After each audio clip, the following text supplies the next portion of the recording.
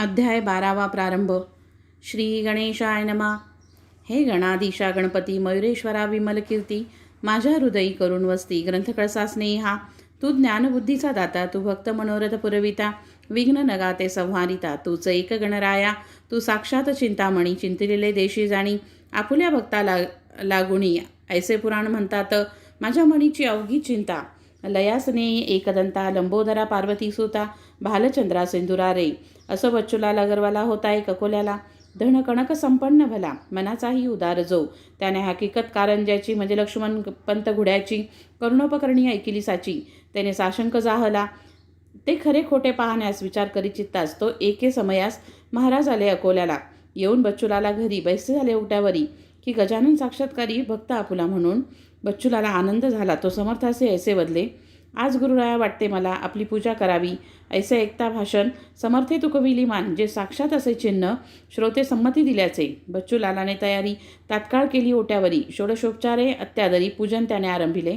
प्रथमतः घातले मंगल स्नान, नानाविध उठणी लावून, मग करविले परिधान वस्त्र पितांबर जरीचा, शालजोडी अंगावरी, बहुमोल घातली काश्मीरी, एक जरीचा रुमाल शिरी, अभ्रेसमी आणून बांधिला, गोफ घातिला कळ्यात, सलकडी ती हातात, करांच्या दाही बोटांत, मुद्रिका घातल्या नानापरी, बहुमोल हिऱ्याची वामकरी घातली पौची, रत्नजडित कंठ्याची कंठी शोभा विशेष, जिलेबी राघवदास पेढे नैवेद्यास ठेविले पुढे, त्रयोदश गुणी ठेविले विडे, एका लहान तपकात, गंध अर्गजा अत्तर सुवासिक लाविले फार. त्याने अवघ्या अंगभर गुलाब पाणी शिंपडिले. एका सुवर्णाच्या ताटी दक्षिणा ठेविली शेवटी, ती होती फार मोठी, रुपये होण मोहरांची. बेरीज करता 10,000 येईल ती साचार, अशी दक्षिणा होती थोर. किती वर्णन करू तिचे. श्रीफळ पुढे ठेवून विनय केले भाषण. महाराज, माझी इच्छी मन राम मंदिर बांधावया, या माझ्या ओट्यावरी अडचण होत असे भारी. मंडप तो घातला जरी, उत्सवासी गुरुराया, त्या माझ्या मनोरथा पूर्ण करी ज्ञानवंता. ऐसे म्हणून ठेविला माथा अनन्य भावे पायावरी, त्यावरी साधू गजानन देते झाले आशीर्वचन. श्री जानकी जीवन तुझा करील पूर्ण हेतू. असो आज तू हे काय केले, मला पोळ्याचा बैल बनविले. हे अलंकार घालून भले, त्याचे काय कारण. मीन बैल पोळ्याचा अथवा घोडा दसऱ्याचा, मला या दागदागिन्यांचा काय सांग उपयोग. अरे हे अवघे विष, मला नको त्यांचा स्पर्श. या नसत्या उपाधीस माझ्या मागे लावू नको. अथवा तू मोठा श्रीमान हे दाखवाया कारण केलेस का हे प्रदर्शन. सांग मसी बच्चूलाला, जे आवडते जयासी तेच द्यावे तयासी. मी वेडा पिसा संन्यासी, नागवा फिरतो गावभर. हे अवघे तुझे तुला लखला बसो बच्चूलाला. तुम्हा प्रापंचिकाला या द्रव्याची जरूर. माझा यजमान भीमातटी उभा विटेसी जगत जेटी, तो काय माझ्यासाठी हे वैभव द्याया तयार नसे. ऐसे म्हणून काढिले दागिने अंगावरचे भले, चहू बाजूस फेकिले, वस्त्राचीही तीच गती. 2 पेढे खाऊन निघून गेले गजानन. हा प्रकार अवलोकून केला शोक अकोल्यात बहुतांनी. त्यात काही कारंज्याचे लोक हजर होते साचे, ते म्हणती आपुल्या वाचे, अभागी आमचा लक्ष्मण. त्याने बच्चूलाला परी पूजन केले आपुल्या घरी परी कचरला अंतरी, मोहधनाचा धरून. वरघडीचे भाषण केले विनय दाखवून, ते का समर्था कारण समजणे अशक्य आहे हो. जेवी पूजा दांभिकाची शब्दमयी असते साची, पूर्तता महावस्त्राची होते त्यांची अक्षतेने, शर्कराखंड खाद्यांनी. ऐसे म्हणून या वदनी कुचका दाणा आणोनी, ठेवी पुढे भुईमुगाचा. अशा दांभिक पूजनाचे फलही त्याच स्वरूपाचे, वाटोळे लक्ष्मणाचे, याच कृतीने झाले हो. हा बच्चूलाल धन्य धन्य, जैसे केले भाषण तसेच ठेविले वर्तन. जबाहून न आगळे आता याच्या वैभवाला, ओहोट हा न शब्द उरला. संत कृपा झाली ज्याला, तो सुखीच राहत असे. बच्चूलालांनी तपास केला अवघ्या अकोल्यास, परी न लागला थांग त्यास समर्थांचा कोठेही. असो एक पितांबर नावाचा शिष्य शिंपी जातीचा होता गजानन महाराजांचा शेगावी मठामध्ये. त्याने सेवा बहुत केली, तपश्चर्या फळाली. एके दिनी ऐसी झाली गोष्ट, एका मठात फाटके तुटके धोतर नेसला होता पितांबर. ते पाहून गुरुवर ऐशा रीती बोलले, अरे तुझे नाव पितांबर, नेसण्यानं धडके धोतर, ढुंगणास पाहती नारीनर, ते तरी झाकवेड्या. नाव म्हणे सोनूबाई, हाती कथलाचाही वाळा नाही. नाव पाहता गंगाबाई, आणि तडफडे तहानेने, तशातलाच प्रकार आहे तुझा साचार. हे फाटके धोतर पोतेरेच्या उपयोगी, तेच नेसून बैससी, ढुंगण जगाला दाविसी. हा घे दुपेटा देतो तुसी, नेसावया कारणे. तो न करिता अनमान राहे बाळा नेसून, यासी नको सोडू जाण. कोणी काही केले तरी पितांबर दुपेटा नेसला हे असह्य झाले इतराला. भाऊच घातकी भावाला. होतो स्वार्थदृष्टीने. तो वेडावाकडा प्रकार कशाच बोलू साचार. गटाराचे उघडिता द्वार घाण मात्र सुटते हो. श्री गजानन स्वामी प्रशिष्य होते असंख्यात, परी अधिकारी तयात दोन्ही हातांच्या बोटा इतके.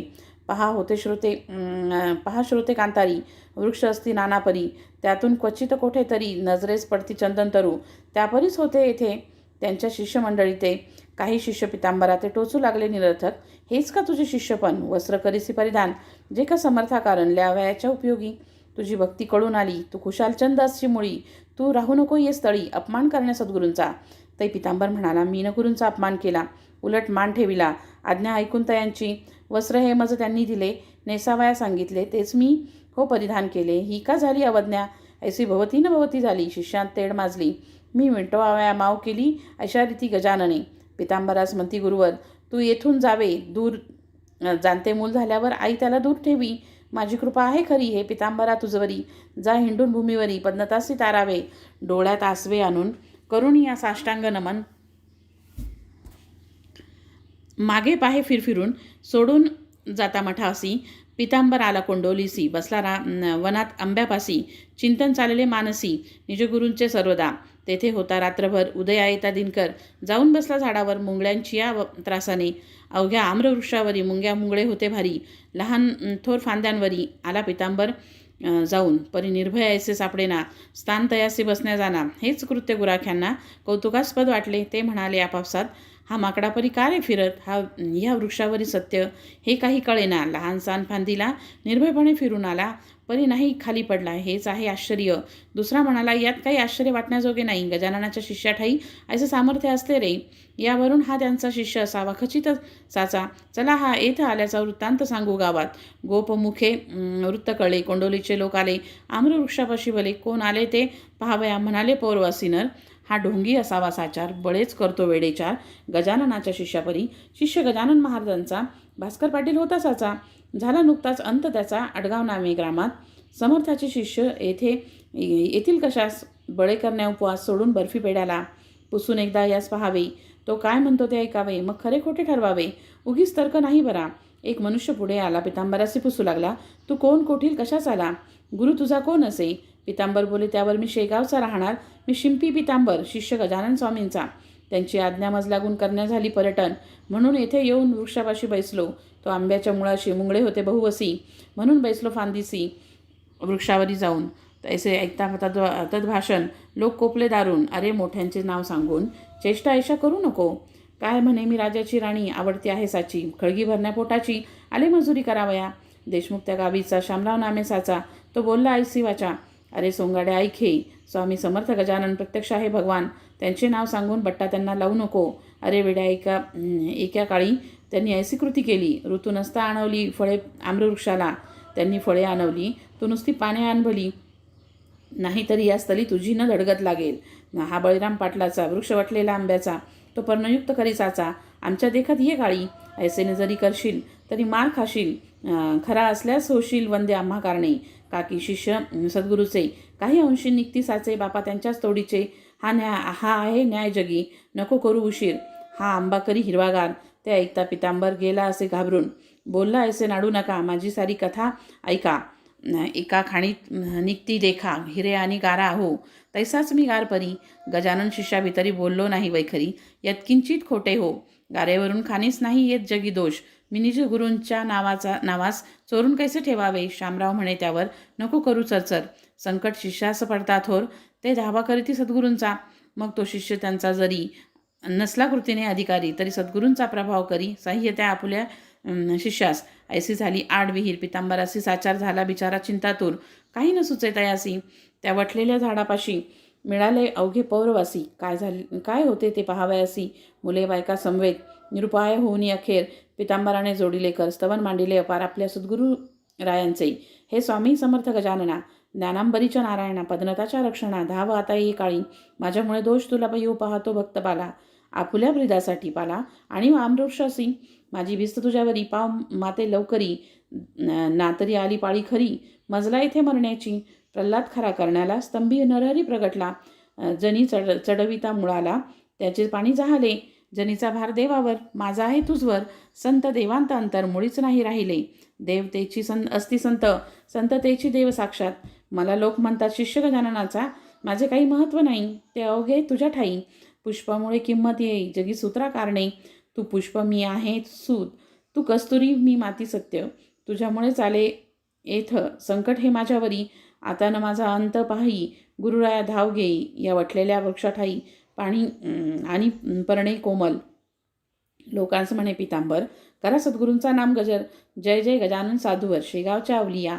लोक अवघे गजर करती, तो पालवी फुटली वृक्षाप्रती. जन नैनी पाहती त्या अगाध कौतुकाला. कोणी म्हणती असेल स्वप्न, ते जे पडले आपणा लागून. पहा चिमटा घेऊन आपुल्याला करांनी, चिमटे घेऊन पाहती तो निमाली स्वप्न भ्रांती. यावरी कोणी ऐसे म्हणती, ही नजरबंदी असेल. गारुड्याच्या खेळात वाद्या होती सर्पसत्य. खापरे असून दृष्टीप्रत त्यांचे रुपये दिसती की, तोही भ्रम निमाला.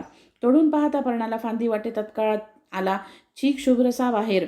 मग मात्र खात्री झाली, वाळल्या वृक्षा पालवी फुटली. श्री गजानन माऊली खरीच आहे महासंत. आता पितांबराविषयी शंका न धरणे मानसी. चला घेऊन गावासी, हा त्यांचा शिष्य असे. यांच्या योगे करून कधीतरी गजानन येथील कोंडोली. कारण वासरासाठी गाय जैसी त्या अवघ्यासी मानवले. पितांबरासी मिरवीत नेले, ऐसे न तेव्हा दिव्य झाले. तेव्हा भाव उदेला जैसा समर्थांनी आपुला. शिष्य डोमगावी पाठविला, कल्याण नामे करून भला.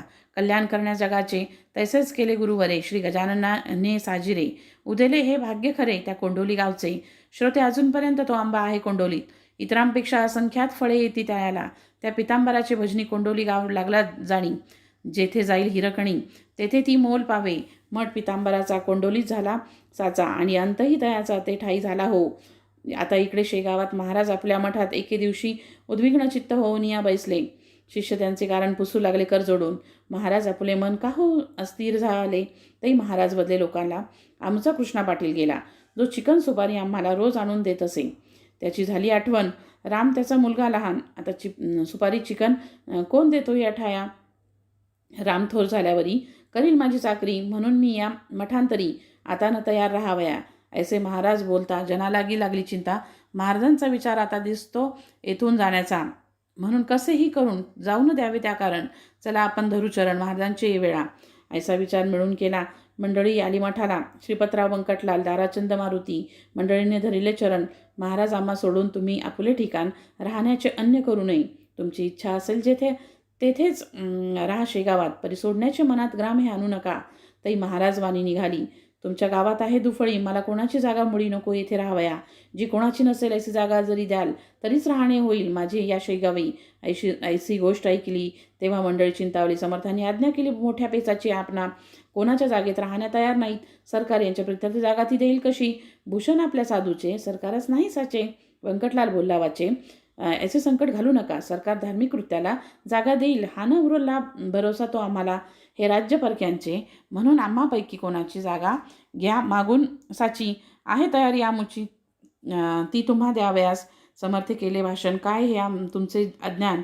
जमिनीची मालकी पूर्ण आहे सच्चिदानंदाची. राजे प्रत्येक भूमीवरी आजवरी झाले तरी जागा कशाची सरकारी. याचा मालक पांडुरंग, व्यवहारदृष्ट्या मालक पण येते राजा लागून.